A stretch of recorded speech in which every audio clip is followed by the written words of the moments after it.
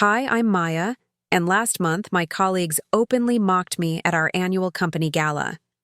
Not behind closed doors, not in private Slack messages, but right there at the innovation showcase where my former mentor introduced me as the cautionary, tale of ambition without talent. Where my project partner handed me a company lanyard and suggested I stick to organizing events. Where my team lead whispered, "Let's keep her visible so we look inclusive." They dismissed me. They belittled me. And then they tried to take credit for my work. But what they didn't know was that I hadn't submitted alone. And the announcement that came next didn't need to be loud to change everything. Before we jump back in, tell us where you're tuning in from. And if this story touches you, make sure you're subscribed, because tomorrow I've saved something extra special for you. Because this isn't just about corporate politics. It's about silent determination, calculated patience, and a woman they thought was just taking notes until it was far too late. I still remember how casual her tone was when she messaged me that morning. "Maya," my team lead wrote, "we need someone to represent the department at the showcase. Nothing fancy, just stand by the presentation boards and answer basic questions. Could be good exposure for you." It wasn't a request. Not really. I paused, knowing exactly what good exposure meant. Be visible enough to fill the diversity quota, but not heard enough to challenge the status quo. I'd spent 3 years at Horizon Tech as the perpetual, supporting team member. And when I wasn't invisible, I was convenient. Still, I agreed to go, because that's what ambitious professionals do when they're playing the long game.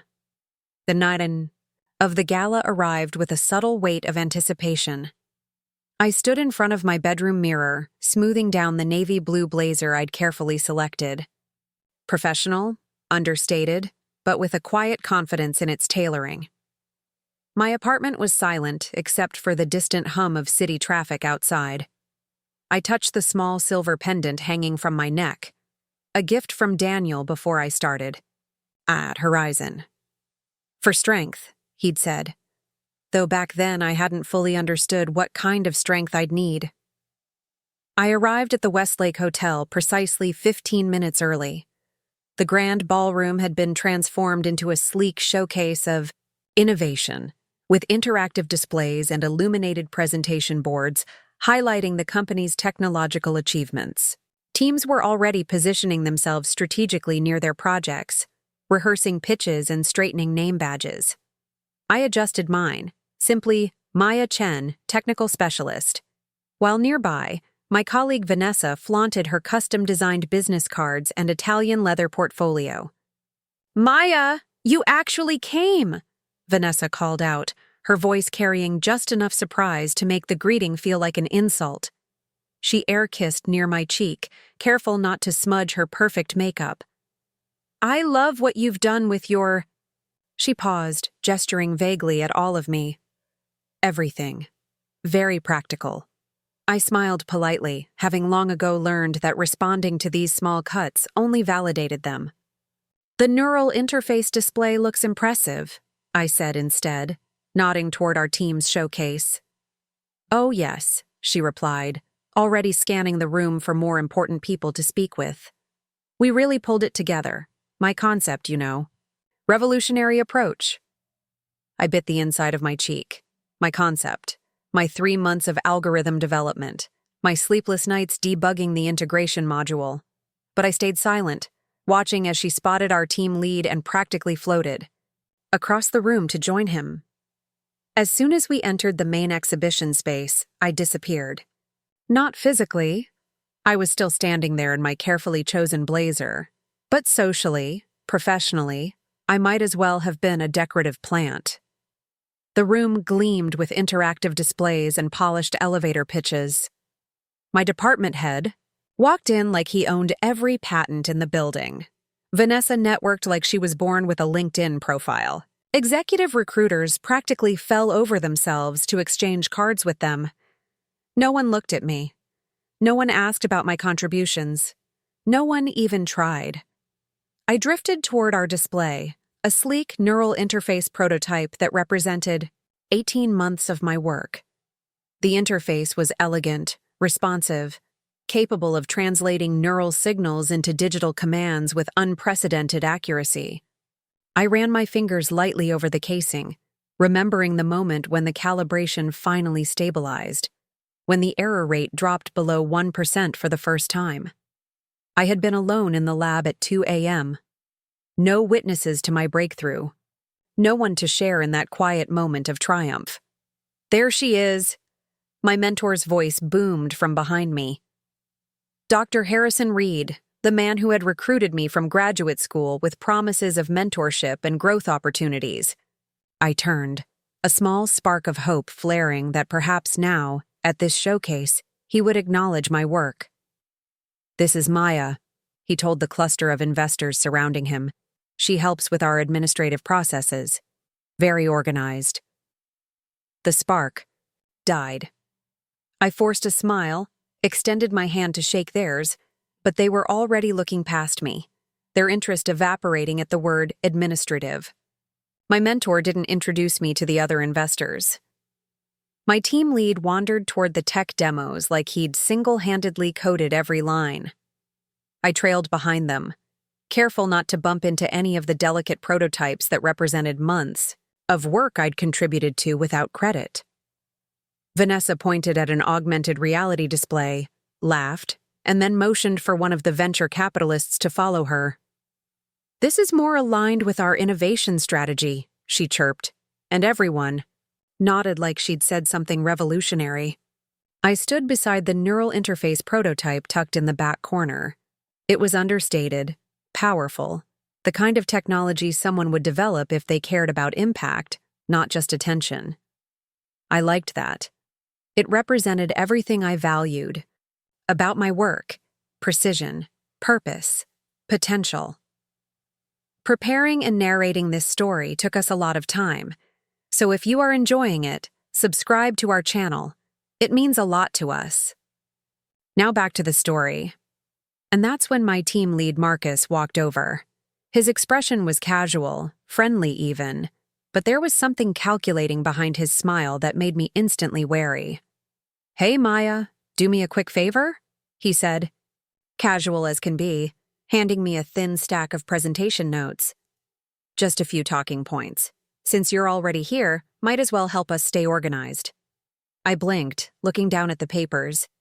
"These are my research findings," I said, recognizing sections I had written for our technical documentation. He shrugged. "No big deal. We standardized the format. Just make sure the right people get the right information." I flipped through the pages slowly, my research, my data, my conclusions, all meticulously reformatted with my team lead's name where mine should have been. At the bottom of each page, lead researcher, Marcus Davenport, supporting team, technical staff. I looked up, words of protest forming on my lips, but Marcus had already turned away, joining a circle of executives who were laughing at something our CEO had said. My colleague Vanessa was watching from across the room, her lips curled into something that wasn't quite a smile, but she didn't say a word. When our eyes met, she didn't look away or show a hint of shame. Instead, she raised her champagne flute in a small, mocking toast. Marcus returned, patted my shoulder just once. "You've always been good with the background work. That's valuable, too, you know." His tone was almost paternal, as if he were complimenting a child. I don't know why I didn't speak up. Maybe it was shock at the boldness of the theft. Maybe it was caution born from previous experiences when I'd tried to assert myself only to be labeled difficult or not a team player. Maybe it was the part of me that was still playing chess while they were playing checkers, the part that knew confrontation now would only paint me as emotional, unprofessional. But I took the papers without argument, holding them like they might contaminate me. A few minutes later, my phone buzzed. I looked down and saw a notification from our department chat. It wasn't meant for me. I could tell by the way the message was worded, clearly a screenshot sent by mistake to the wrong group chat. "Let her present the intro," Her awkwardness makes our confidence look better. Beneath that, 3 laughing emojis. Then, don't worry, she still thinks she's getting considered for the promotion. The message was from Vanessa to Marcus and Dr. Reed. I stared at my screen, feeling a strange hollowness expand in my chest. Not surprise. I'd suspected their opinion of me. But the casual cruelty of it, the easy way they dismissed years of my work and dedication, that was what stung most sharply. I didn't flinch, didn't argue. I just stared. Somewhere across the room, Marcus was taking credit for my market analysis. Vanessa chuckled at something an investor had said. The CEO nodded approvingly, though I doubt he understood whose ideas he was praising. And me? I just stood there holding my phone like it had betrayed me. The screen dimmed, then went dark, but the words remained burned into my vision. I should have walked over. I should have spoken up. I should have thrown their hypocrisies back in their faces with evidence, with facts, with the quiet authority of knowing I was right. But I didn't. I locked the screen, slipped the phone into my pocket, and looked around that ballroom like I was seeing it for the first time. Not the displays, not the technology I'd helped create, but the reflection of who I was to them. Convenient when needed, invisible when not. A background character in my own career story. I walked toward the exit without saying a word. The ballroom. Doors opened automatically as I approached, releasing me into the relative quiet of the hotel atrium. The lights were bright and indifferent, illuminating marble floors and ornate columns with the same detached elegance. I wrapped my blazer tighter around me, suddenly cold despite the carefully regulated temperature. My heels echoed against the marble as I crossed toward the main entrance. I didn't look back because in that moment, I knew something had changed. Not in them. They had always been exactly who they were. But in me. I had been patient, believing that merit would eventually speak for itself. I had stayed silent, thinking professionalism meant absorbing disrespect without complaint. I had worked harder, arrived earlier, left later, thinking the evidence of my contributions would eventually become undeniable. I had been wrong. I whispered to myself, words barely audible even to my own ears. I shouldn't have come, but maybe I needed to. Maybe sometimes you have to be erased to finally see the outline of your own worth. The realization settled over. Me not like a revelation, but like recognition. Seeing clearly something that had been there all along. I had allowed them to define my value. I had permitted their assessment to override my own knowledge of what I had built, what I had achieved. I didn't make it to the main entrance. My feet had taken me toward the exit, yes. But something in my chest hadn't followed. I reached the grand lobby, took one breath, then another, and instead of heading to the street, I turned, circled the perimeter slowly, keeping close to the columns like I was trying to avoid attention. A part of me, the part still conditioned to be accommodating, urged me to leave, to lick my wounds in private, to start polishing my resume for another company where things might be different. But another part, a quieter but suddenly more insistent voice, suggested a different path. Why leave? Why surrender the space I had earned? Why make my exit convenient for them? Back near the service entrance, I slipped in behind a caterer carrying a tray of champagne flutes. No one looked twice at me. I had that kind of face, that kind of presence. Forgettable. Invisible, unless I was needed. I had once resented this quality, but now I recognized its power. People who aren't seen can observe without interference. I moved down the side hallway until I found myself tucked near the presentation area, half shielded by a digital display, but with a clear view of the main floor. I don't know why I stayed. Maybe I needed to see them one more time. Not just how they looked, but who they became when they thought I wasn't watching. They were still by the main stage. Vanessa was beaming, one hand on her hip like she was posing. for a corporate headshot no one had asked for. My mentor, Dr. Reed, had taken off his jacket and was chatting with the board members like he belonged to their executive club. And Marcus, my team lead, was laughing, animated, telling some story loud enough to be overheard, his hands gesturing expansively as if physically claiming space. I watched them perform their confidence, their expertise, their belonging. I saw how they moved through the room like they owned not just the space, but the ideas within it. My ideas, my work, transmuted into their accomplishments through nothing more than the alchemy of audacity. I stood still, a shadow in my own professional story.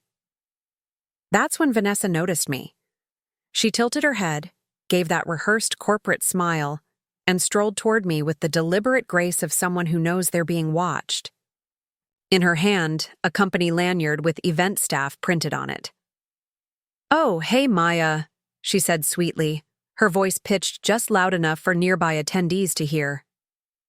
"Since you're already here," she handed me the lanyard, the plastic credential, case swinging slightly. "You might as well make yourself useful. Someone needs to direct guests to the refreshments." A junior executive standing nearby chuckled. Marcus, who had drifted over with apparent casualness, smirked. And Dr. Reed? My mentor? The man who had once told me I had significant potential? He laughed genuinely.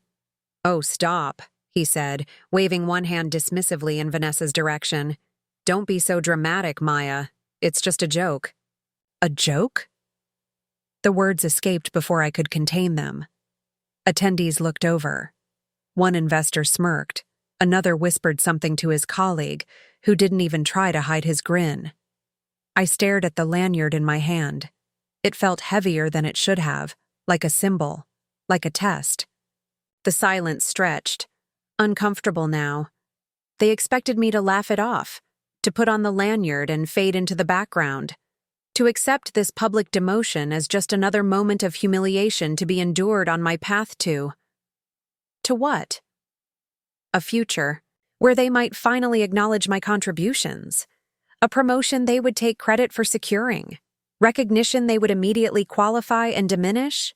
I walked to the nearest empty display table, looked at my reflection in the glossy surface, placed the lanyard down with deliberate care, and turned back without a word. Vanessa had already moved on, flipping her hair and sashaying toward a group of venture capitalists.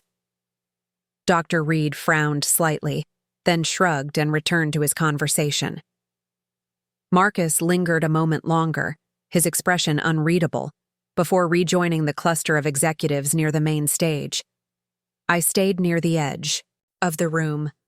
The noise of the gala faded around me. Time stretched and twisted until all I could hear were fragments of voices overlapping and half-formed.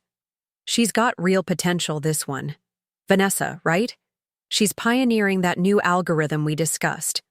Absolutely revolutionary approach to the neural synchronization challenge. Marcus mentioned they'll be scaling the interface for consumer applications next quarter. And then came Dr. Reed's voice. Clear, thoughtless, carrying through the ambient noise with perfect clarity. Vanessa's always been the one with the innovative vision. Not like you-know-who. Some people just look like they're going through the motions. No offense. He didn't whisper it. He didn't glance around first. He didn't care that I was standing 3 steps behind him, perfectly within earshot. In his world, I was so insignificant that my presence, or my hearing his assessment, simply didn't matter. I didn't react, didn't even blink. But inside, something cracked, and this time it didn't seal itself back up like before. My eyes drifted toward the neural interface display again. 2 years ago, Vanessa couldn't debug the core integration module. I'd quietly worked through the weekend to fix the fatal errors the night before the deadline. She'd sent me a gift basket, called me the team lifesaver. Not one word of that lived in the stories she told now. No one remembered, no one ever had. They praised her vision, her poise, her innovation right there in front of the technology she couldn't have built without me. The prototype worked because of my algorithms, my debugging skills, my persistence when everyone else had been ready, to pivot to an easier approach. I backed away from the scene, found a quiet spot near the refreshment table next to a stack of programs and untouched appetizers. I leaned against the wall, staring out at the sky visible through the high windows. Now, a soft, indifferent black scattered with city lights that blurred through the glass like distant stars. I thought about the texts, the lanyard, the laughter. I thought about how many times I'd stood in the background hoping they'd acknowledge my contributions. And now I realized I wasn't waiting anymore. I didn't want their approval. I wanted my vindication. I wasn't going to beg for recognition in a room I helped build, for ideas I had developed, for innovation that wouldn't exist without my work. I rested my palm against the cool wall, closed my eyes for a beat, and made a decision. This is the last time I stand in shadows I never chose, I whispered, and this time I meant it. I lingered under the decorative lights outside the ballroom's side entrance, arms crossed, champagne bubbles rising in abandoned glasses. If they'd meant to cut me out, they'd succeeded. But as I stood there, something told me not to walk away. Not yet. This was a turning point, not just in this evening, but in how I defined myself professionally. Walking away now would be surrender. Staying required courage. I chose courage. I doubled back, retracing a discreet path through the service corridor. My steps were slower this time, measured. Inside, I took a seat near a promotional display, far enough from the crowd to disappear again, but close enough to hear everything. I wasn't hiding. I was observing. There's power in watching without being watched, in understanding without being understood. The gala continued its predictable rhythms, polite applause, practiced laughter, the clink of glasses, and the constant, low hum of people trying to sound more important than they felt. I noticed how the investors moved through the room, their attention a valuable currency that my colleagues desperately competed for.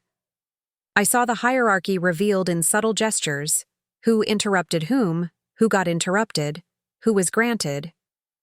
The gift of eye contact during conversations. That's when I caught my team lead's voice. Calm, charming, rehearsed.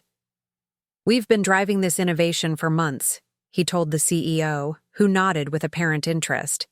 "It's a tradition in our division, pushing boundaries, breaking new ground." Vanessa stood beside him, chin lifted, nodding along like she was born into leadership instead of borrowing it. My jaw clenched involuntarily. I remembered the nights I spent refining algorithms while they prepared presentation slides. I remembered the weekends I dedicated to testing while Vanessa studied executive presence and bought designer workwear labeled investment pieces. But sure, tradition. I watched them rewrite history in real time, constructing a narrative where their contributions were central, foundational, essential.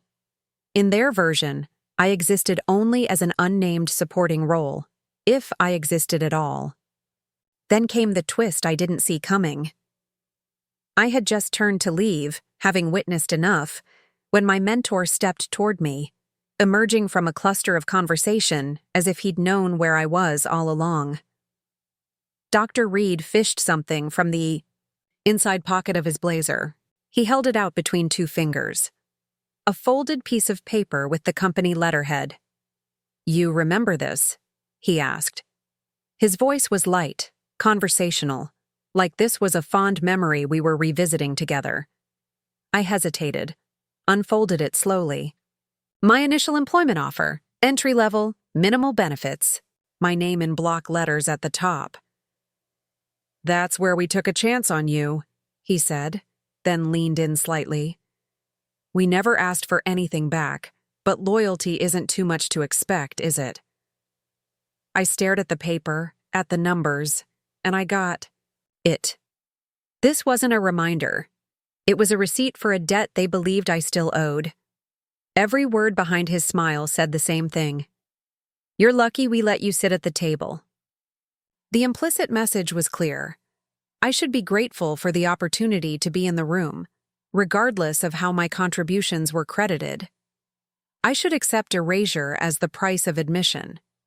I should understand that speaking up would be ungrateful, unprofessional, career-limiting. I folded the paper and handed it back. "No worries," I said quietly. "I've paid it 1,000 times over." He didn't respond, just smiled like I hadn't spoken, as if my assessment was so insignificant it didn't even register as disagreement. That smile, more than anything else that had happened that evening, crystallized something in me. It wasn't just that they undervalued my work, they fundamentally misunderstood who I was. That's when the tension hit a new kind of sharp. I turned toward the side exit. I was done, ready to walk away before I said something that couldn't be unsaid. But as I stepped forward, a security guard in a black suit blocked my path. "Excuse me, ma'am," he said carefully, earpiece visible. "I've been asked to escort you from the event floor." I blinked. "Why?" He glanced at his tablet. "We're not sure what your relationship is with the official presenters.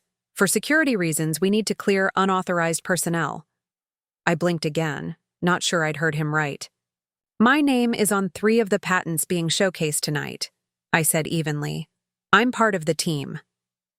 He paused, hesitated, then looked to the side, and another security guard was already approaching. I didn't fight it, didn't raise my voice, but I looked him straight in the eye. "Are you escorting them too?" I asked, tilting my head toward my colleagues, still laughing by the main stage. "Or is it just the person who actually built the technology?" He didn't answer. He didn't have to. I nodded once, brushed past both men, and walked to the exit. Not fast, but slow, deliberate. Each step measured and calm. I wouldn't give them the satisfaction of seeing me rushed or flustered. From the corner of my eye, I caught Jordan, a junior developer who'd worked with me on several projects, watching. He mouthed something as I passed. I think it was, "This isn't right." But no one said it out loud. No one stepped forward. No one risked their position to correct the injustice they were witnessing. Outside, the hotel lights had shifted slightly, casting long shadows across the lobby. I stood by the reception desk, hands resting on the cool marble surface. I didn't cry. I didn't even blink. They were trying to erase me from the showcase, from the narrative. But the thing about erasure, sometimes it just makes space for something louder. And I was ready to speak, not with the desperate volume of someone begging to be heard, but with the quiet certainty of someone who knows their value. They expected me to disappear quietly, humiliated and small. Instead, I stayed right there. I didn't pace. I didn't flinch. I leaned against a short decorative column near the ballroom entrance, letting the soft lighting fall on my shoulders. From that angle, I could still see them through the glass doors, smiling for photos, clinking their champagne glasses like they'd won something. They hadn't. Not yet. I adjusted the cuff of my blazer and felt something cool brush against my skin. I looked down. The pendant. It had been so long since I thought of it as anything more than an accessory. A small silver disc with an almost invisible inscription on the back. Daniel had given it to me before I took this job. I remember the way he said it quietly in our apartment while I was halfway through preparing for my interview. "You don't have to prove your brilliance," he told me, "but I know you'll keep trying anyway." Back then, I laughed, shrugged it off. Today, those words felt like lifelines. I turned the pendant slowly in my fingers and ran my thumb across the back. There it was, still faint, but etched. Your worth isn't measured in their validation. Not here, not anymore. That tiny message hanging around my neck like armor was the only voice I needed in that moment. Inside, Vanessa raised a champagne flute like she was hosting a TED Talk, not just presenting someone else's research. My mentor stood next to her, eyes glowing with approval, like he'd finally shaped her into the protege he always wanted, someone who wouldn't hesitate to step on colleagues to maintain an illusion. I watched my reflection in the ballroom's glass doors. I didn't look like them. Not in the designer suits or polished sound bites or fake admiration for executives who mispronounce technical terms, but I looked real. I looked like someone who'd finally woken up. Footsteps approached slowly from the side. I didn't turn around. "Hey," a voice said, soft but clear. "Mind if I join you?" It was Jordan, the junior developer. I recognized the company badge still hanging from his pocket, but he had taken off his jacket like he'd stepped away from the politics inside.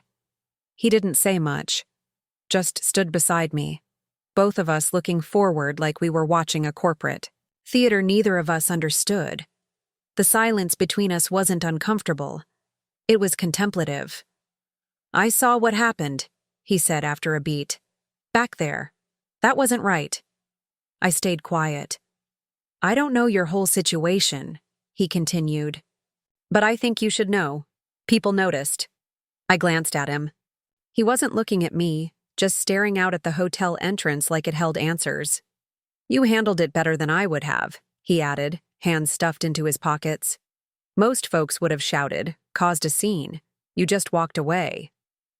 "Walking away is not weakness," I said, more to myself than him. He nodded slowly. "No, it's knowing when they're not worth your energy." There was silence between us, thick but not uncomfortable. Then he said something I didn't expect. "Your silence?" It hit harder than anything they said. For a second, I wasn't in the hotel anymore. I was 24 years old, hiding my ideas in meetings as my male colleagues repeated them louder. My supervisor had praised them casually, then turned and snapped at me for not speaking up. "You're always too quiet, Maya," he'd said, always waiting to be noticed. But I wasn't waiting now.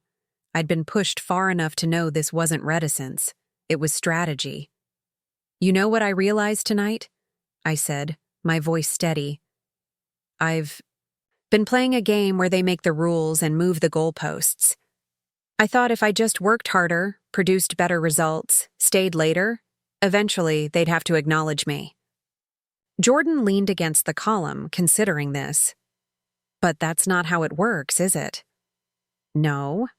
Recognition isn't a natural consequence of good work.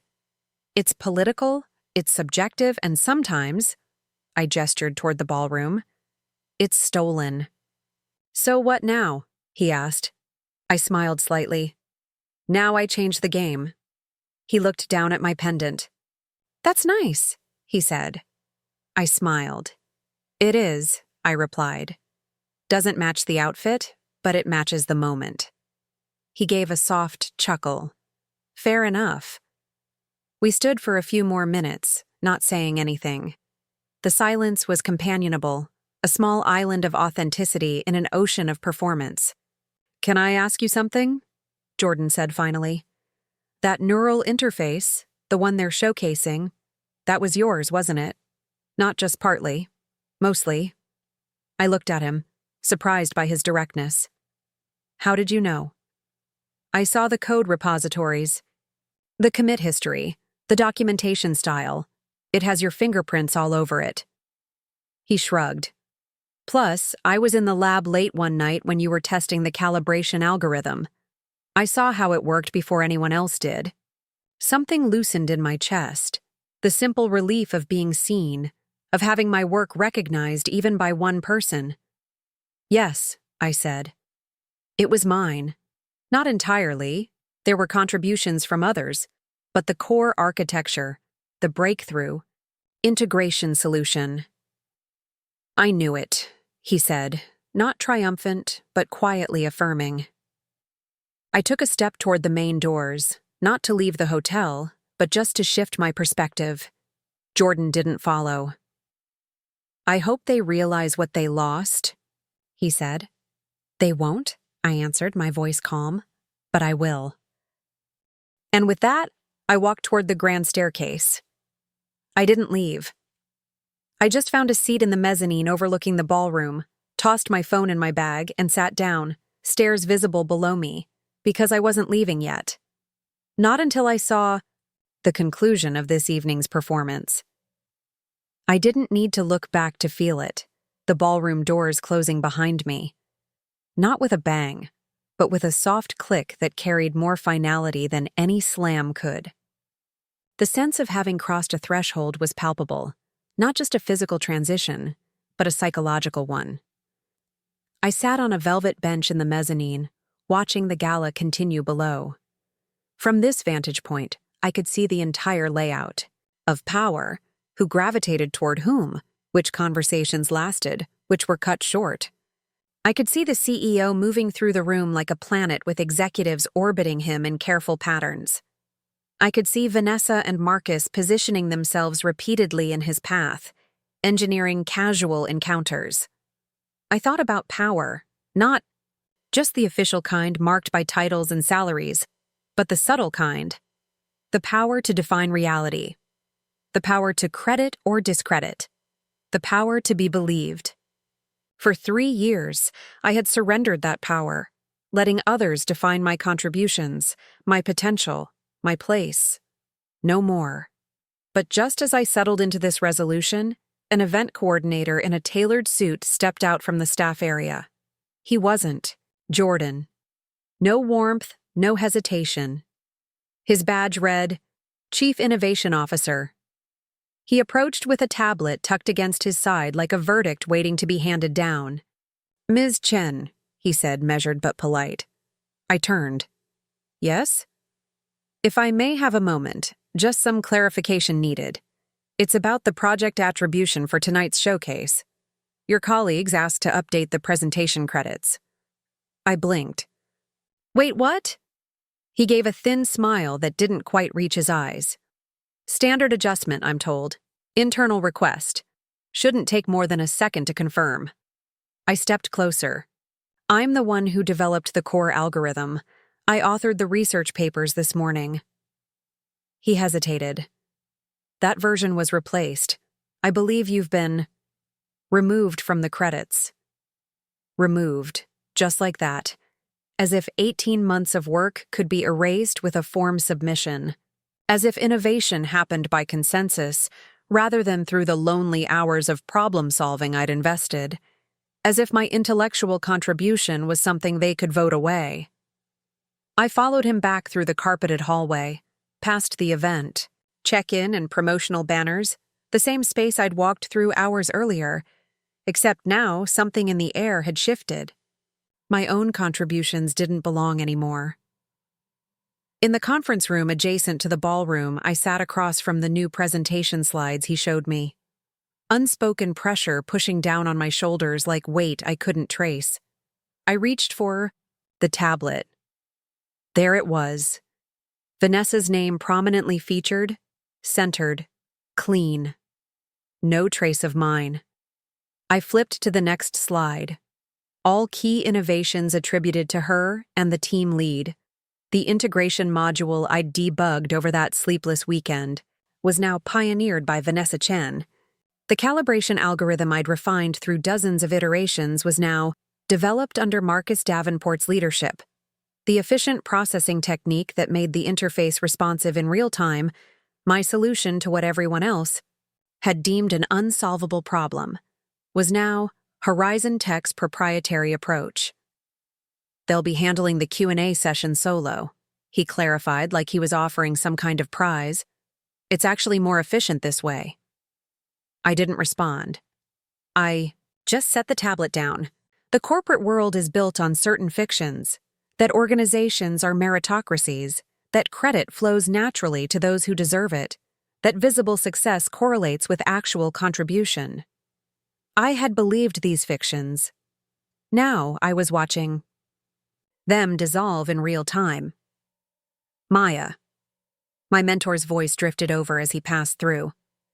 You always said you didn't care about recognition, so this shouldn't bother you, right? It's about the work, not the credit.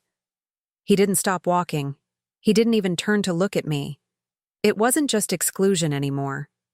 This was erasure, not forgotten, deleted. I stood up slowly. The room was quiet, but every sound felt amplified. The hum of the air conditioning, the tap-tap of someone's phone screen, the low murmur of rehearsed pitches behind glass. And then the second blow landed. Another security guard, older, formal suit, stern walk, approached with a kind of forced professionalism I'd seen used on gatecrashers and lost delivery people. "Ma'am," he said with a businesslike tone, "we've been asked to kindly have you step outside the showcase area. You're not on the presenter list, and the event space is at capacity." I stared at him. "Is there a reason?" "We just want to maintain a certain atmosphere for our investors," he said. I felt the corners of my mouth tighten. "For your real innovators, you mean?"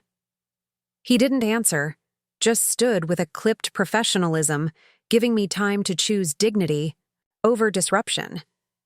So I walked again, only this time there was no pretense left, no more politeness in my silence. The hotel atrium was quieter now. The lights had dimmed lower, casting elegantly designed shadows across the marble. I found a wide leather chair by the decorative fountain and sat, cool material against the back of my legs, quiet, except for the occasional burst of applause from inside.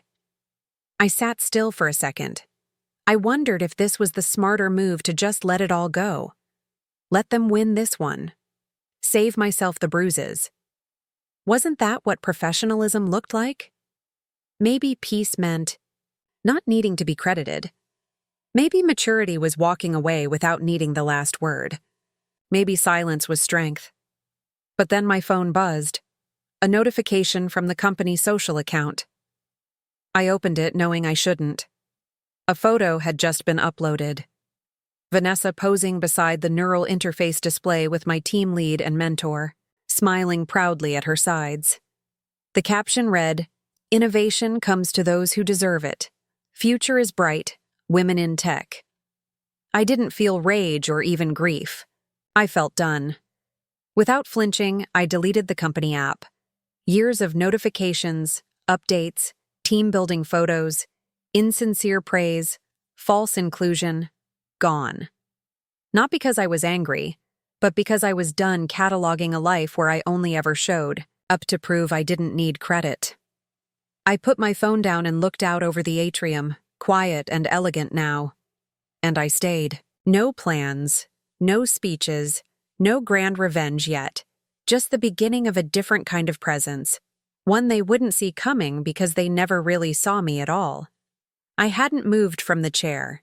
The light had softened around me, tinting the marble with a golden wash. The ballroom glass still reflected my colleagues' celebration. Vanessa's voice floated through faintly when the doors opened to let a group out. A flash of her laughter. Then it closed again. Like a scene looping inside a snow globe I no longer lived in. But outside, I had space. No one looking through me.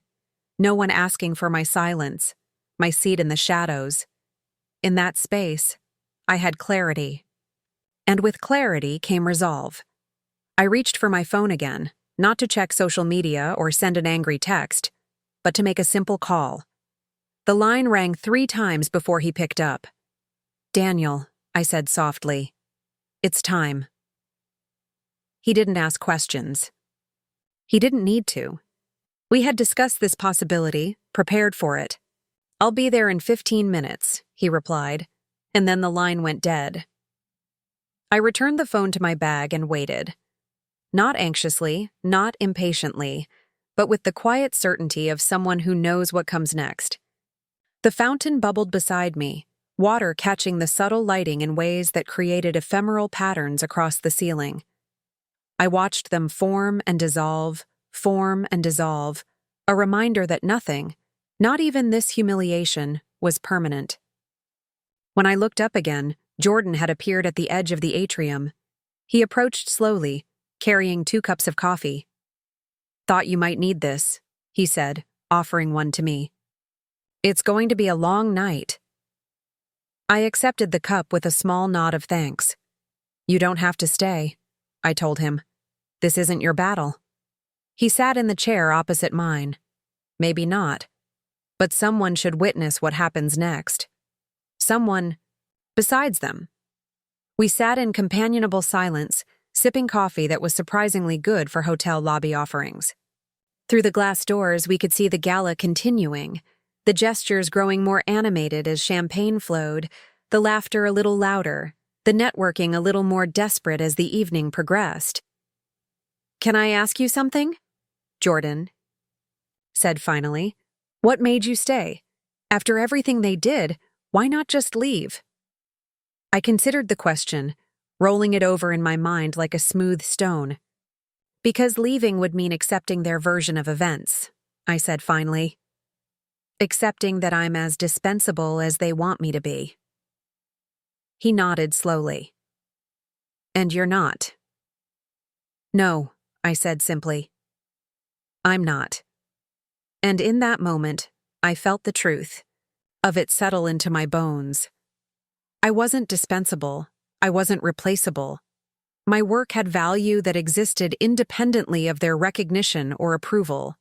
My intelligence, my creativity, my persistence, these were real, regardless of who noticed or credited them. The revelation wasn't dramatic. It didn't arrive with fanfare or emotional catharsis. It simply was, a quiet certainty that had been waiting for me to claim it. Then I heard it before I saw it. The sound of measured footsteps and murmured excitement so confident it didn't need to announce itself. The atrium shifted. Even from where I sat, I could see heads turn. Something in the air changed, a subtle recalibration of attention that spread like ripples in still water. And then they walked into view. The Innovation Board Committee. 5. Judges in formal attire, led by the CEO of the parent company himself. Their unexpected appearance created an immediate stir. These were the power brokers, the decision-makers, the ultimate arbiters of what constituted valuable innovation at Horizon Tech. Their presence outside the scheduled presentation time was unprecedented. The woman beside the CEO carried a crystal award that caught the light like it was made of pure validation. It didn't just gleam, it judged. The engraving alone probably cost more than Vanessa's entire wardrobe. They moved with the unbothered confidence of people who knew they were never asked to explain their presence or justify their decisions.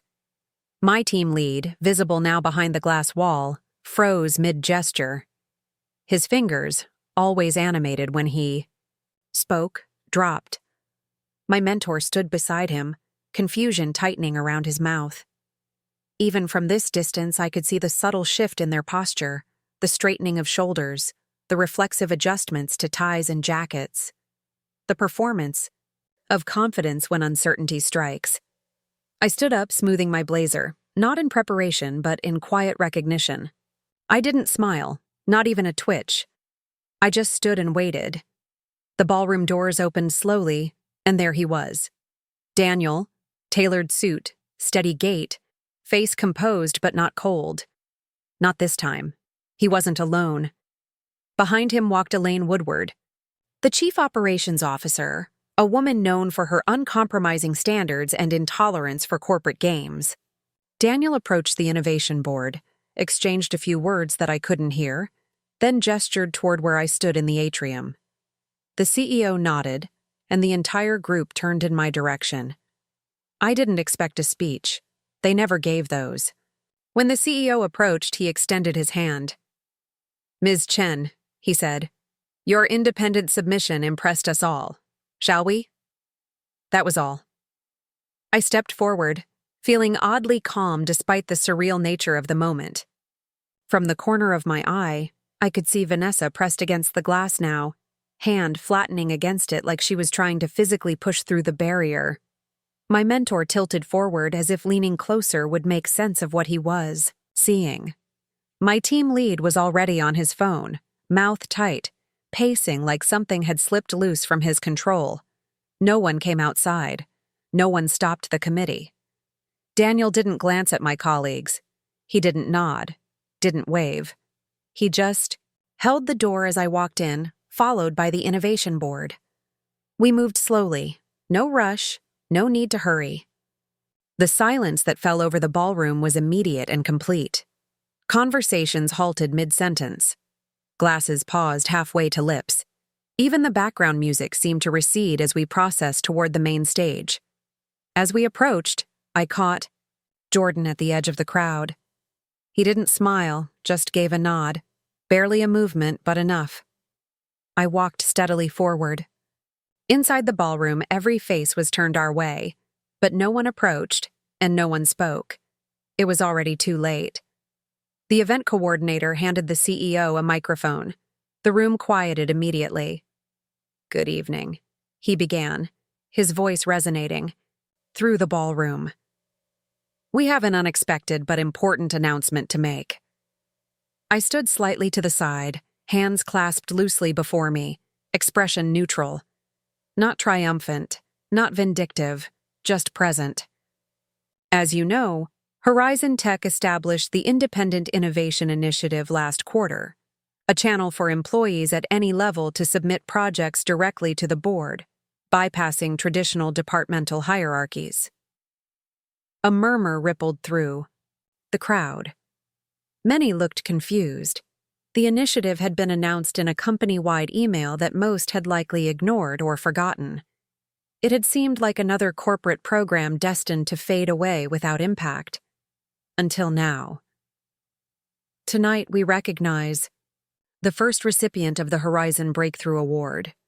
He turned slightly toward me. Maya Chen submitted a project independently developed, a neural interface framework that represents a quantum leap beyond what we're showcasing tonight. My former teammates exchanged glances, confusion giving way to disbelief. Vanessa's perfect. Makeup couldn't hide the blood draining from her face. While the official project required 8 months to achieve basic functionality, Ms. Chen's independent framework accomplished 300% greater accuracy with 40% less processing power and introduces adaptive learning capabilities previously deemed theoretically impossible. The CEO continued, detailing technical specifications that highlighted just how revolutionary my approach had been. Each point landed like a precise strike against the fiction my colleagues had constructed. Not through contradiction or accusation, but through the simple power of verifiable achievement. I hadn't planned this as revenge. The submission had been made months ago, born from frustration at watching my ideas diluted through committee compromises. I had continued refining my approach in parallel to the official project, working evenings and weekends, pursuing what I knew was possible while the team settled for what was expedient. The Crystal Award caught the light as the CEO handed it to me. "Congratulations, Ms. Chen. The board has unanimously decided to fast-track your framework for immediate development. I accepted it with both hands, its weight substantial." "Thank you," I said simply. "This means a great deal." He offered me the microphone. Here was the moment they probably expected me to unleash accumulated resentment, to expose their behavior, to name names. The room seemed to hold its collective breath. Instead, I spoke briefly about the technical challenges I'd overcome. Acknowledged the foundations built by previous researchers in the field, and expressed excitement about the framework's potential applications. Professional. Focused on the work. Not a single word about the theft of credit or the attempts to erase me.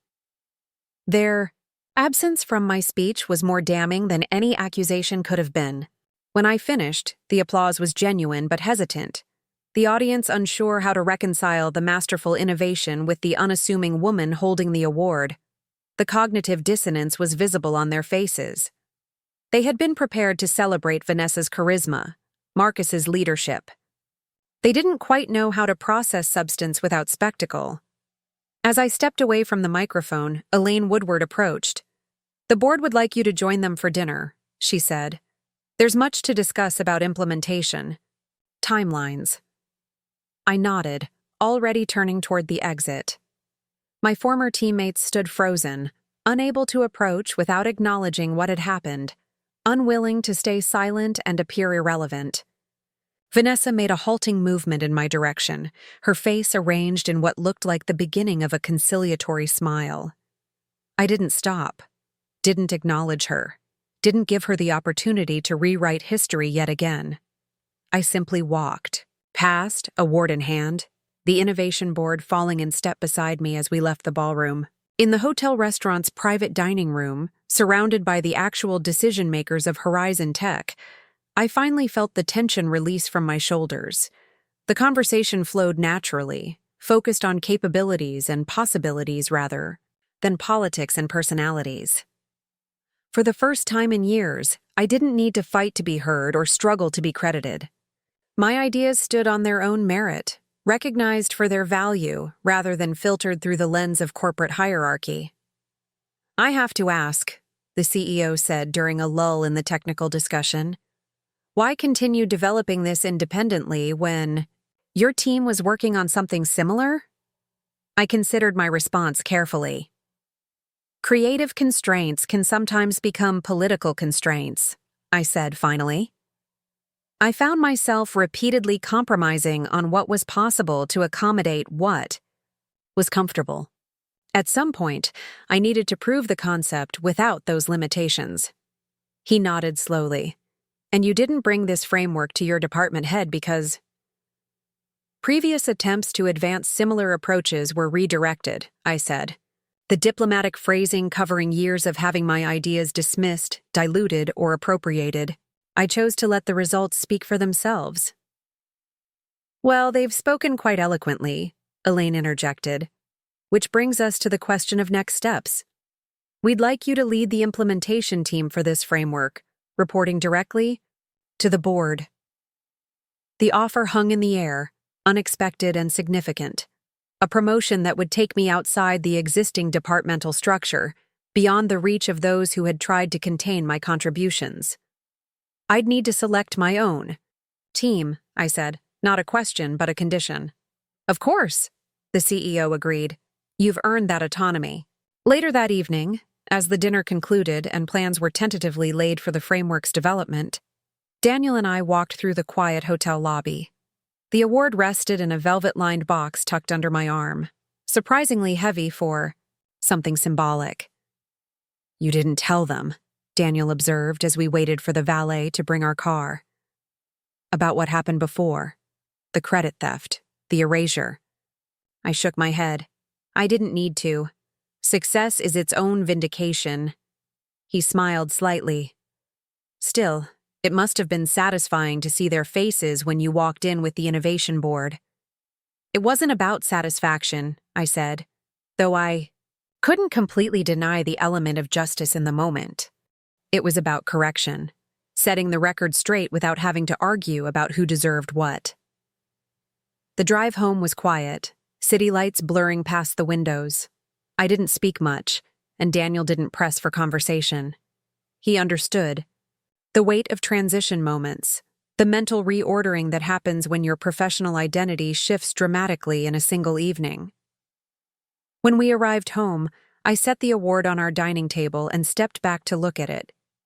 Not with pride, though I was proud, but with a kind of wonder at how quickly fortunes could reverse. 3 hours ago, I had been erased from my own work. Now I stood validated beyond anything my former teammates could contest. "What are you thinking?" Daniel asked, bringing 2 glasses of wine from the kitchen. "I'm thinking about Jordan," I said, accepting a glass. "He was the only one who saw what was happening and acknowledged it. I want him on my team." Daniel nodded. "The first of many good decisions you'll make as a team leader." I took a small sip of wine, letting the warmth spread through me. It's strange. I worked so hard for their approval, their recognition. I thought that's what success looked like, convincing them I belonged. But tonight I realized their approval was always beside the point. "The work was the point," Daniel suggested. "Yes," I agreed, "but also my relationship with the work, the integrity of creation, the honest pursuit of what's possible without compromising to accommodate fragile egos or office politics."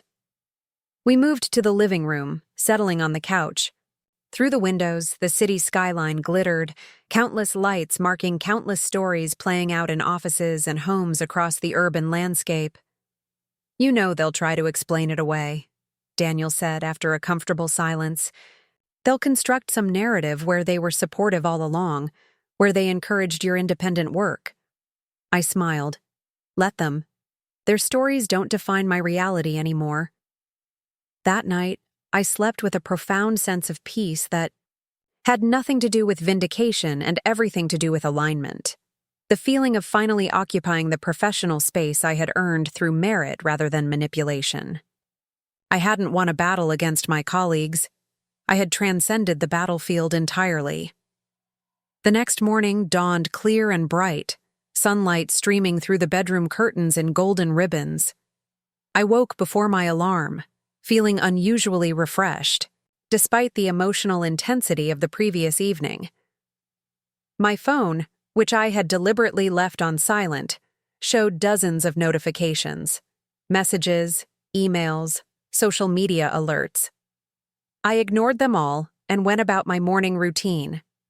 Coffee brewed, strong and black, toast with almond butter, 20 minutes of meditation on the small balcony overlooking the awakening city. Only after this deliberate centering did I return to my phone, approaching it not as a source of anxiety, but as a tool to be used on my terms. The first message I opened was from Jordan. Congratulations doesn't quite cover it. What you did wasn't just brilliant, it was brave. I smiled, typing a quick reply. Thank you for seeing it when no one else did. We should talk soon about new opportunities.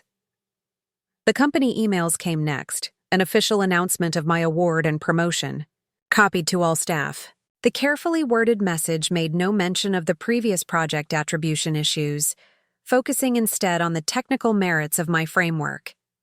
Reading between the lines, I could sense the corporate damage control at work, the strategic pivot, to embrace my success rather than acknowledge the preceding failures of leadership.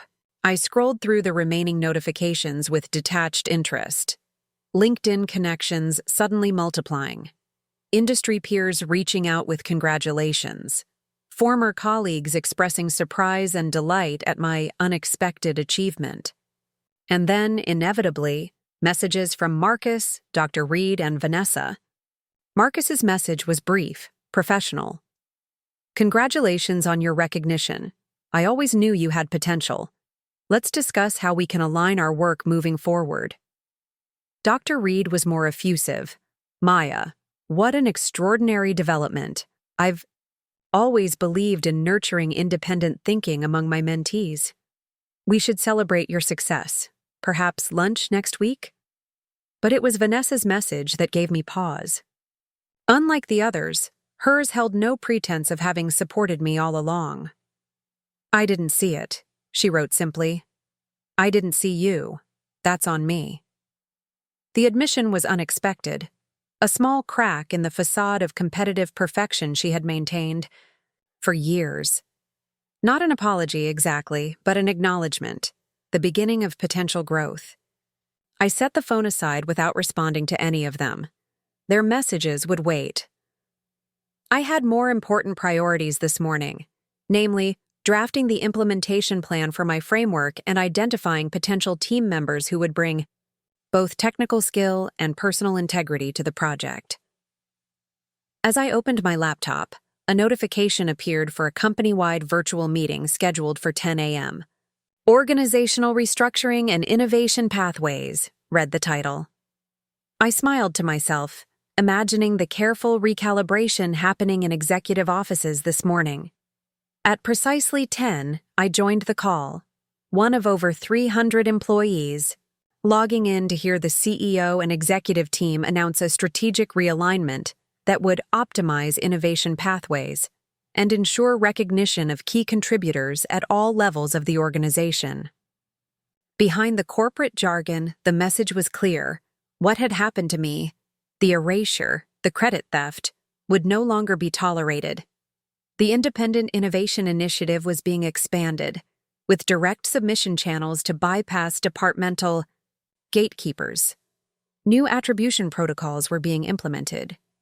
Team leaders would be evaluated partly on how well they developed and recognized talent rather than just on project outcomes. I watched the faces of my former teammates during the Announcement. Marcus maintained a neutral expression, occasionally nodding as if these changes had been his idea all along. Dr. Reed looked vaguely uncomfortable, but managed a supportive smile whenever the camera panned toward him. Vanessa, unusually, kept her camera off entirely. When the CEO introduced me as the leader of the newly formed Neural Interface Division, reporting directly to the board, the chat function exploded with congratulatory messages. I acknowledged them with a brief professional, "Thank you for the support. I look forward to collaborating with many of you on this exciting next phase." After the meeting concluded, I closed my laptop and stood by the window, looking out at the city below. People moved along sidewalks, entered and exited buildings, lived their lives unaware of the small revolution that had taken place in one corner of the corporate world. Yet to me, the air itself seemed different, clearer, more expansive. My phone buzzed with a text from Daniel. "Proud of you. Not just for last night, but for this morning, for showing up and moving forward without bitterness." I smiled, typing back. Bitterness would give them too much power. I'd rather focus on building something extraordinary. And that was the truth. The vindication felt good. Yes, I was human enough to admit that. But it wasn't the point. The point was the work itself, the framework I'd created, the potential it held to transform how humans interacted with technology. That was worth far more than any moment of professional revenge. I turned back to my desk, opened a fresh document, and began outlining my vision for the division. The words flowed easily, unencumbered by the need to downplay my ideas or preemptively defend against dismissal. This was the real victory. Not the award or the promotion, but the freedom to create without constraint. By early afternoon, I had drafted a comprehensive plan and sent meeting invitations to several colleagues I respected, Jordan among them, to discuss joining the new division. Then I did something that surprised even me. I included Vanessa on the invitation list, not out of forgiveness or naivete, but strategic assessment. Despite her professional shortcomings, she possessed genuine talents in certain areas. Her presentation skills were exceptional. Her ability to translate technical concepts for non-technical audiences was valuable. And most importantly, she had shown a glimmer of self-awareness in her message, a quality essential for growth. People could change. Not all would, but some might, given the right environment and clear expectations. Creating a truly innovative team meant being willing to look beyond past conflicts when doing so served the greater goal. At precisely 3 p.m., I walked into the conference room for my first meeting as a division leader. Jordan arrived first, smiling broadly. Then came developers and designers I had worked with on various projects, people whose skills I respected and whose integrity I trusted. Last to enter was Vanessa, uncharacteristically subdued, taking a seat at the far end of the table. I began, without preamble or personal references. "Thank you all for coming. We have an unprecedented opportunity to develop something revolutionary. I've invited each of you because you bring specific talents this project needs to succeed." For the next hour, I outlined the technical challenges, the potential applications, and the development timeline. I assigned initial responsibilities based on individual strengths, including Vanessa as communications liaison with executive stakeholders, a role that utilized her skills without placing her in a position to claim credit for technical innovations. As the meeting concluded and people gathered their notes, Vanessa lingered behind. I continued organizing my materials, neither encouraging nor discouraging the conversation I sensed was coming. "Why did you include me?" she asked finally, her usual polish giving way to genuine confusion. "After everything that happened?" I looked up, meeting her eyes directly. "Because this isn't about what happened. It's about what happens next. You have skills this project needs." "That's it? A purely practical decision?" "Isn't that refreshing?" I replied. "Being valued for your actual contributions rather than..." politics or personalities? She absorbed this, nodding slowly. I deserved worse. Probably, I agreed without rancor.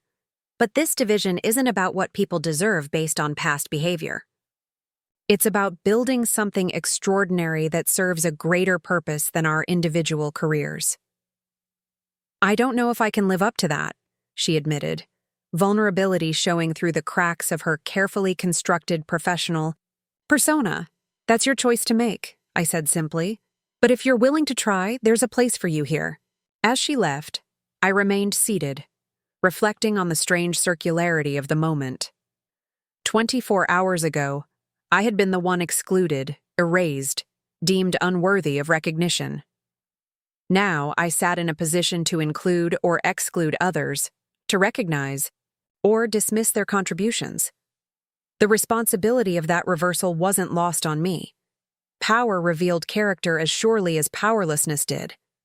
How I used this new authority would define not just my leadership, but my integrity. I could become like those who had diminished me, or I could create something better, a team where brilliance was celebrated regardless of who produced it, where collaboration enhanced individual contributions rather than obscuring them. The choice seemed obvious, yet I knew from observation how easily power could corrupt good intentions. The challenge ahead wasn't just technical innovation, but human innovation, creating a new model of professional interaction where merit and recognition aligned naturally, where success wasn't zero-sum, where lifting others didn't diminish oneself. As I gathered my materials and prepared to leave the conference room, my phone buzzed with a calendar notification. Neural Interface Division, official launch, tomorrow, 9 a.m. I smiled, feeling a complex mixture of emotions, pride in what I'd created, anticipation for what lay ahead, and a quiet but persistent certainty that the most significant innovation might not be the framework itself, but the way we built it together. The morning of the Neural Interface Division's official launch dawned with a sense of possibility that felt almost tangible. I stood by the floor-to-ceiling windows of the newly assigned division office, watching the city come alive below. This space, with its clean lines, open layout, and abundance of natural light, was worlds away from the cramped corner of the research department where I'd spent the last 3 years. Quite the upgrade, Jordan remarked, appearing beside me with 2 cups of coffee. He handed one to me, his expression reflecting the same mixture of excitement and disbelief I felt. Hard to believe this was all set up in less than a day. I accepted the coffee gratefully. The board isn't wasting any time. Apparently, they've been looking for a catalyst to restructure innovation pathways for months. Lucky them that you provided it, he said with a grin. Lucky me, I corrected, taking a sip of the perfectly brewed coffee, though luck had very little to do with it. We stood in companionable silence, watching as early morning light transformed the cityscape, from shadowy outlines to defined structures. There was something poetic about it, the way darkness gave way to clarity, the way formless potential took on specific shape with the application of light. The team should be arriving soon, Jordan noted, checking his watch. Are you nervous? I considered the question, probing my emotional state with the same precision I'd apply to debugging a complex algorithm. Not nervous, I decided. Determined. This is about more than proving a point now. It's about building something that matters. Jordan nodded. That's why they followed you, you know. Not just because of the award or the promotion, because you've always been about the work. Before I could respond, the elevator chimed, announcing the arrival of the first team members. I straightened my shoulders and turned to greet them, coffee cup still warm in my hands. They entered in small groups. Some I'd worked with before, others I knew only by reputation, and a few completely new faces recommended by the board.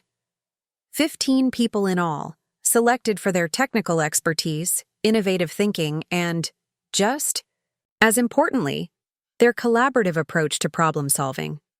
The last to arrive was Vanessa, precisely on time, neither conspicuously early nor fashionably late. She'd exchanged her usual designer ensemble for something more subdued, still elegant, but less like armor, more like actual clothing. The shift was subtle, but telling. At 9 o'clock precisely, I called the team to gather in the central meeting area. No formal conference room, no hierarchy of seating. Just a thoughtfully arranged circle of chairs that placed everyone on equal footing. "Good morning," I began, making eye contact with each person in turn. "Welcome to day one of what I believe will be an extraordinary journey. You're here because each of you brings something exceptional to this project. But before we dive into technical specifications and development timelines, I want to establish the foundation of how we'll work together." I set my coffee down and moved to the center of the circle. This division will operate differently than what many of you are accustomed to. First principle: credit goes where credit is due. Always, specifically, and generously. Every contribution will be documented and acknowledged. A ripple of reaction moved through the group, some nodding in approval, others looking slightly surprised at the explicit statement of what should have been standard practice. Second principle: ideas belong to the project, not to individuals. That doesn't contradict the first principle. You'll always receive credit for what you create. But no one gets to hoard information or block exploration because they're territorial. About their concept.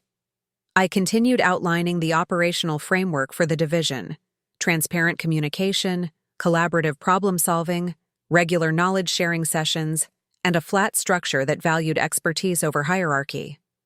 The approach wasn't revolutionary in theory, but in practice, especially within a traditional corporate environment like Horizon Tech, it represented a significant departure from business as usual.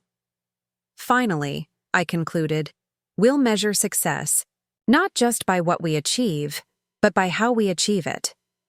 The neural interface we're developing has the potential to transform how humans interact with technology. That kind of innovation demands the best from each of us, not just technically, but ethically and collaboratively. I paused, letting the principles settle. Questions before we move into project specifics? A hand went up, one of the senior. Developers recruited from another division. This all sounds ideal on paper, but how will it work when we hit inevitable conflicts? When different approaches compete for resources or implementation? It was a fair question, one that addressed the tension between collaborative ideals and practical realities. Conflicts will be decided based on evidence, not authority, I answered. We'll prototype competing approaches when feasible, test them against objective metrics, and let results guide our decisions. When that's not possible, we'll use a modified consensus process I'll outline in our first working session. The developer nodded, seemingly satisfied. Another hand rose. This time, surprisingly, it was Vanessa's. "You mentioned transparent communication," she said, her voice carrying its usual confidence despite her subdued appearance. "Does that extend to acknowledging the problematic dynamics that some of us brought to previous projects?" The question hung in the air, loaded, with implications. She was asking, essentially, whether her past behavior would be openly addressed or politely ignored, whether we would pretend the history that led to this division's creation didn't exist. I appreciated the directness of the question. Transparency doesn't require dwelling on past mistakes, but it does mean not pretending they didn't happen, I replied carefully. We'll acknowledge history where relevant to improving current practices without using it as a weapon or carrying it as a permanent burden. Make sense? She held my gaze for a moment, then nodded. Perfect sense. With preliminary questions addressed, I transitioned to the technical overview of our project. For the next 2 hours, we immersed ourselves in the details of the neural interface framework, the breakthroughs that made it possible, the challenges still to be overcome, the potential applications once fully developed. The energy in the room was palpable. Ideas flowed freely, questions sparked new insights, and professional excitement gradually overcame the initial cautious formality. Even Vanessa contributed meaningfully, offering perspective on user experience considerations. That would be critical for adoption beyond technical circles. By noon, we had established initial working groups, assigned preliminary research directions, and scheduled regular integration sessions to ensure the various components evolved in harmony. The foundation was laid, not just for the project, but for the collaborative culture I envisioned. As the team broke for lunch, many heading to the cafeteria together, I remained behind to consolidate notes and prepare for afternoon sessions. Jordan lingered as well, helping organize the whiteboards full of diagrams and annotations into digital documentation. "That went well," he observed, capturing a complex schematic with his tablet. "Better than expected, honestly. Even Vanessa." "Especially Vanessa," I agreed. "People can surprise you when given the right environment." "Speaking of surprises," Jordan said, nodding toward the entrance, "you have a visitor." I turned to see Dr. Reed hovering uncertainly at the doorway to our division space. My former mentor looked uncharacteristically hesitant, his usual authoritative presence diminished by the unfamiliar territory. "I'll give you some privacy," Jordan murmured, discreetly moving to another part of the office. I approached Dr. Reed with neutral professionalism. "Can I help you with something?" He cleared his throat. "I thought I'd stop by to see the new division. Quite impressive how quickly they've set everything up." I nodded, but didn't offer the enthusiastic response he seemed to be fishing for. The silence stretched between us until he finally came to the point. "Maya, I think there may have been some misunderstandings recently." "Misunderstandings," I repeated, the word flat. He shifted uncomfortably. "The presentation credits, the situation at the gala. Communication breakdowns happen in large organizations." I met his gaze steadily. "That wasn't a communication breakdown, Dr. Reed. It was a deliberate erasure of my contributions. Let's not pretend otherwise." To his credit, he didn't immediately deny it. Instead, he sighed, shoulders slumping slightly. "I've been in this industry for 30 years, he said, his voice quieter now. "The practices I learned early in my career, how credit flows, how visibility works, they were never fair. But they were the rules of the game as I understood them." "That doesn't make them right," I pointed out. "No," he agreed, surprising me. "It doesn't. And watching you these past few days, the way you've handled this situation, the principles you've established for your team, it's made me reconsider some long-held assumptions." I studied him, trying to gauge the sincerity behind the words. He had been my mentor once, before ambition and politics corrupted the relationship. Was there something worth salvaging? "Why are you really here?" I asked finally. He met my eyes directly for the first time. "To learn. Your approach, transparent, collaborative, merit-based, it's producing results I can't ignore. The energy, in this room, even just observing for a few minutes, it's different from anything in my department." "And?" I prompted, sensing there was more. "And to apologize," he admitted. "Not just for the gala incident, but for failing as a mentor, for teaching you to survive in a broken system instead of helping you change it." The acknowledgement was unexpected, not just of specific wrongs, but of the systemic problems that had enabled them. It didn't erase what had happened, but it opened a door I had assumed was permanently closed. "Thank you for that," I said simply. "It matters." He nodded, then gestured to the whiteboard where our project outline was sketched. "Your framework is remarkable. The adaptive neural mapping algorithm especially, it solves problems we've been wrestling with for years." "It does," I agreed, neither downplaying the achievement nor seeking his validation. Would you? He hesitated, then pressed on. Would you be open to some cross-divisional collaboration? Not taking over, not claiming credit, just contributing where we might have complementary expertise? The request represented everything I had wanted during my years in his department. Recognition, collaboration, the chance to work across organizational boundaries. The irony wasn't lost on me that it came only after I no longer needed his approval or resources. I'll consider it, I said, neither committing nor dismissing the possibility. Send me a specific proposal, what you're offering, what you're asking for, and how attribution would work. We'll evaluate it like any other potential collaboration. Relief crossed his features. That's fair. I'll have something to you by the end of the week.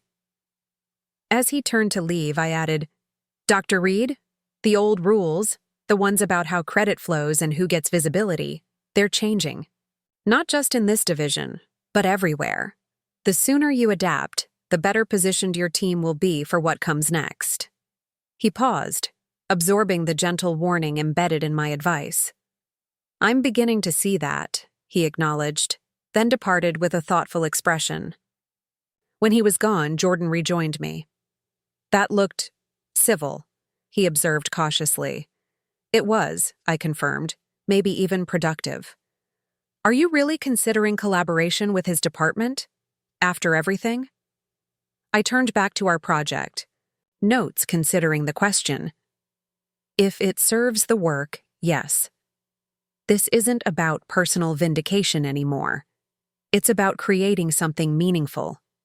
Sometimes that means working with complicated people. Jordan shook his head slightly, a small smile playing at his lips. You're a better person than I would be in your position. Not better, I corrected. Just clear on my priorities. Holding grudges takes energy I'd rather invest elsewhere. The afternoon session proved even more productive than the morning, with team members beginning to shed their cautious formality in favor of genuine engagement. Ideas flowed more freely, challenges were raised without fear of judgment, and collaborative problem-solving emerged naturally as the default approach. By 5 o'clock, we had established clear objectives for the week ahead, assigned initial research tasks, and scheduled daily integration sessions to ensure continuous alignment. As the team prepared to depart, the atmosphere was markedly different from when they had arrived, energized, purposeful, cohesive. Tomorrow, same time, I reminded them.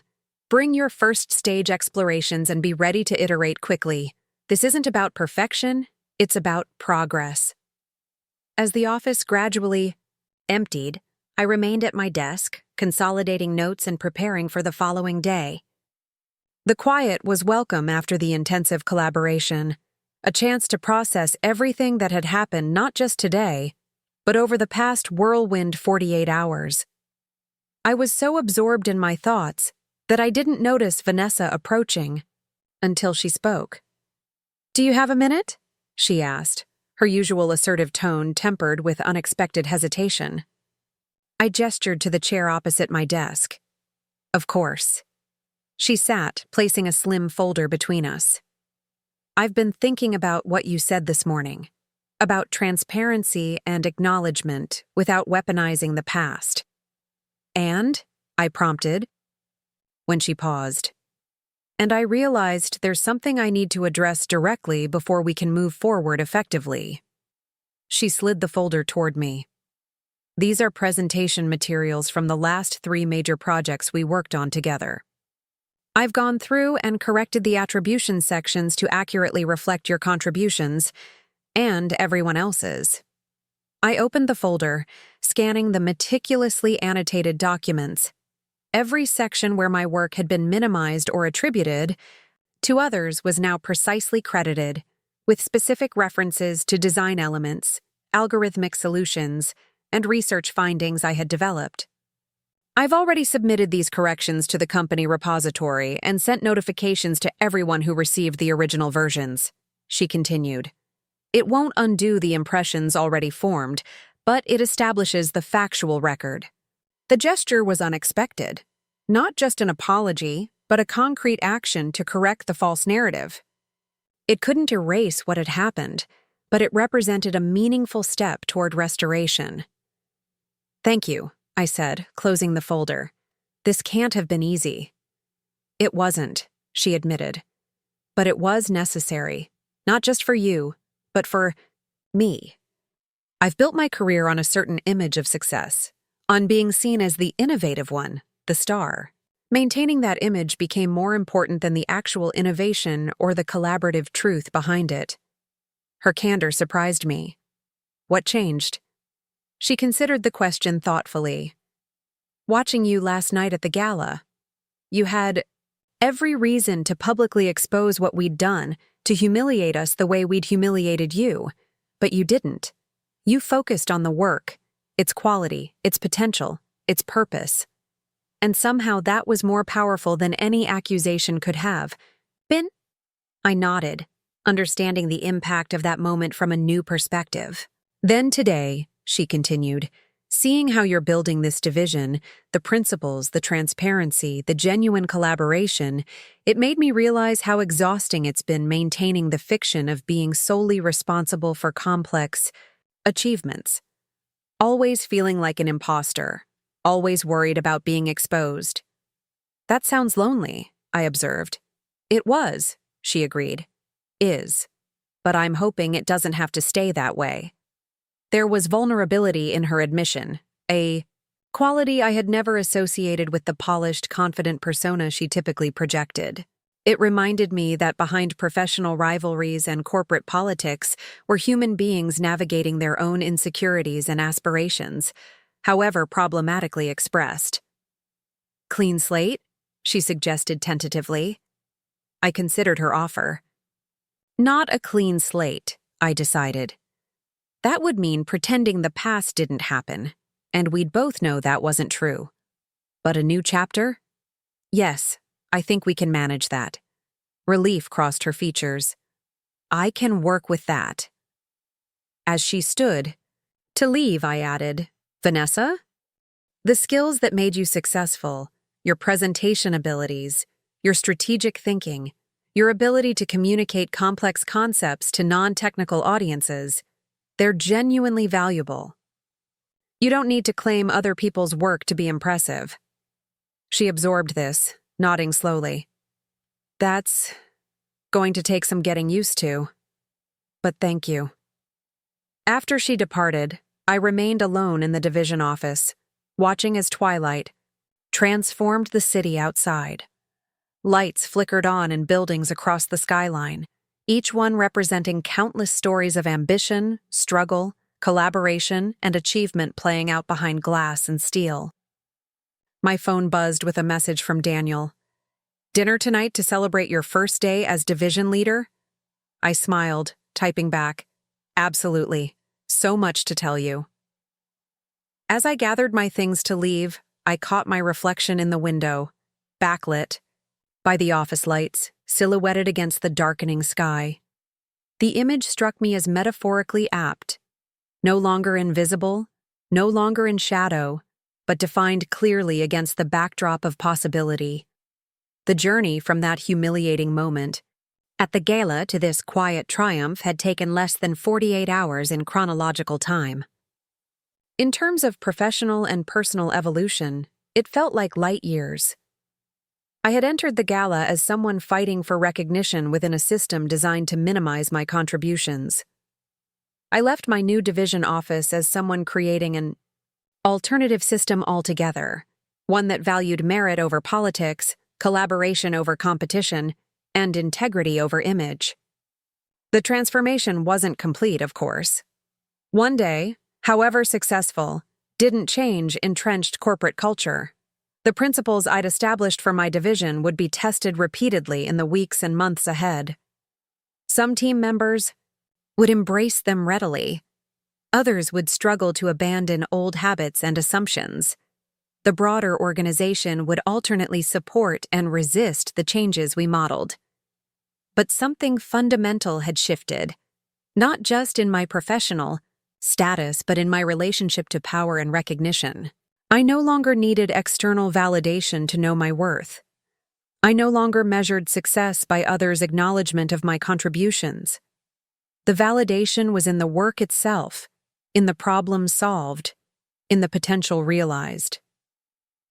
As the elevator descended to the lobby, I thought about the question Jordan had asked earlier, whether I was nervous about leading the division. The truth was, I felt a profound calm, not from certainty that everything would go smoothly, but from knowing that whatever challenges arose, I would face them with the same quiet integrity that had brought me to this point. The doors opened onto the marble-floored lobby, now quiet as the workday concluded. I crossed to the main entrance, nodding to the security guard who held the door. Outside, the evening air carried the first hint of autumn, a crispness that felt clarifying, invigorating. Daniel was waiting at our favorite restaurant, a small Italian place tucked between newer, trendier establishments. His face lit up when he saw me, and he stood to greet me with a warmth that had nothing to do with professional achievements. "So?" he asked as we settled into our corner table. "How was day one of the Maya Chen era?" I laughed at the grandiose phrasing. "Less dramatic than the gala, more substantive than I expected," I summarized. "We made real progress, not just on the technical framework, but on establishing how we'll work together." Over pasta and wine, I recounted the day's events, the team's initial caution giving way to genuine engagement, Dr. Reed's unexpected visit, Vanessa's surprising gesture of correction. Daniel listened attentively, asking insightful questions, and offering observations that helped me process the rapid changes of the past 2 days. "You know what strikes me most?" he said as we finished our meal. "How you've transformed what could have been simply a personal victory into something much larger. A new model for how innovation can happen." I considered this perspective. I don't know if I'd claim that much impact yet. It's one division in one company. "For now," he agreed. "But ideas like this spread when they produce results. And from what you've described, the results will be impossible to ignore." His confidence warmed me, not because I needed external validation, but because it reflected back the vision I held, but hesitated to articulate fully.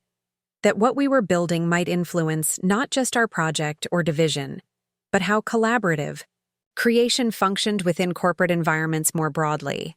Later that evening, as we walked home through city streets now fully embraced by night, Daniel took my hand. "I've been thinking about what you said at the gala, about how sometimes you have to be erased to finally see the outline of your own worth." I nodded, remembering the moment of clarity that had come in the midst of humiliation. "That's profoundly true," he continued. "But what's even more remarkable is what you did next. You didn't just reclaim your own worth. You created a space where others can discover theirs. That's not just success, that's significance." The distinction resonated deeply. Success was personal. Significance was communal. Success was achieving recognition. Significance was transforming the very systems that determined how recognition flowed. Success was winning within existing rules. Significance was changing the rules to create more winners. We reached our apartment building and took the elevator to our floor in comfortable silence, both lost in our own thoughts. As we prepared for bed, a notification appeared on my phone, an email from the CEO, confirming that our division's first quarterly review would take place in front of the full board rather than through normal departmental channels. "They're watching closely," I noted, showing Daniel the message. "Of course they are," he replied. "You're not just developing a neural interface, you're pioneering a new approach to innovation itself. That's what they're really investing in." As I drifted toward sleep that night, I reflected on the strange, unexpected journey that had brought me here. The humiliation at the gala had seemed like an ending, the final confirmation that I would never receive the recognition I deserved within traditional structures. Instead, it had become a beginning, the catalyst for creating something far more valuable than personal recognition. The last thought that crossed my mind before sleep claimed me was simple but profound. Sometimes the greatest innovations aren't technologies or algorithms, but new ways of working together that allow human potential to flourish without artificial constraints. That was the real project I had undertaken, one that would continue long after the neural interface was developed, one whose impact might extend far beyond the walls of Horizon Tech. And that realization felt like the most significant victory of all. Have you ever been underestimated, overlooked, or had your contributions minimized? How did you respond? Did you fight for recognition within the existing system, or did you find ways to create new paths forward? Share your experiences in the comments. I read everyone. And remember, your worth isn't measured in others' validation. Sometimes being erased is just the beginning of becoming more powerfully visible than ever before. Up next, you've got 2 more standout stories right on your screen. If this one hit the mark, you won't want to pass these up. Just click and check them out. And don't forget to subscribe and turn on the notification bell so you don't miss any upload from us.